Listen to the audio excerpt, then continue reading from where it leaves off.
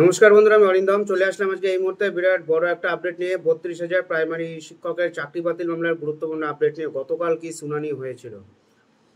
So ভিডিওটা কিন্তু খুব গুরুত্বপূর্ণ হতে চলেছে। সো ভিডিওটা স্কিপ না করে প্রথম থেকে শেষ পর্যন্ত দেখার অনুরোধ রইল। কলকাতা হাইকোর্টে 32,000 প্রাথমিক শিক্ষক নিয়োগ মামলার শুনানি অব্যাহত রয়েছে।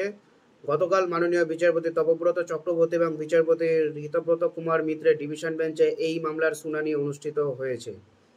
মামলার দশম দিনে আবেদনকারীদের আইনজীবী অভ্রতোষ মজুমদার একাধিক গুরুত্বপূর্ণ প্রশ্ন তুলে ধরেন, যা এই নিয়োগ প্রক্রিয়ার স্বচ্ছতা নিয়ে নতুন করে ভাবনার উদ্রেক করেছে।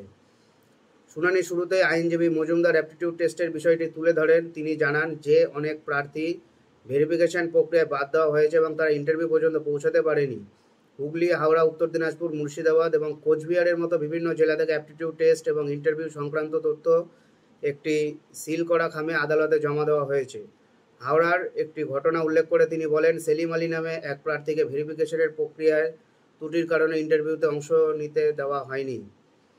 আদালতে রেস জুডিকাটা বা একই বিষয়ে পূর্ববর্তী মামলার রায় নিয়ে আলোচনা হয়। আইনজীবী জানান যে বর্তমান মামলার 21 জন প্রার্থী এর আগেও এই ধরনের পিটিশন দায়ের করেছিলেন, যা খারিজ হয়ে যায়। সংরক্ষণ নীতি লঙ্ঘন এবং প্যানেল প্রকাশের বিষয়গুলি যেখানে উত্থাপিত হয়েছিল, তবে প্রশিক্ষিত প্রার্থীদের বিষয়ে আইনজীবী জানান যে কোনো প্রশিক্ষিত প্রার্থী আদালতের দ্বারস্থ হয়নি, তাই আদালত এই বিষয়ে আর হস্তক্ষেপ করবে না। প্যানেল প্রকাশের বিষয়ে প্রশ্ন ওঠে। আইনজীবী মজুমদার জানান, 2016 সালের নিয়োগ বিধি অনুযায়ী প্রতিটি জেলায় ডিস্ট্রিক্ট প্রাইমারি স্কুল কাউন্সিলিং অফিসে প্যানেল প্রকাশ করা হয়েছিল। ডিপিএসসি চেয়ারম্যানের দায়িত্ব ছিল নিজ নিজ অফিসে প্যানেল প্রকাশ করার। তবে আদালত এই প্রক্রিয়াটিকে একটি ভুয়ো প্রক্রিয়া বলে অবহিত করে এবং এর স্বচ্ছতা নিয়ে প্রশ্ন করে।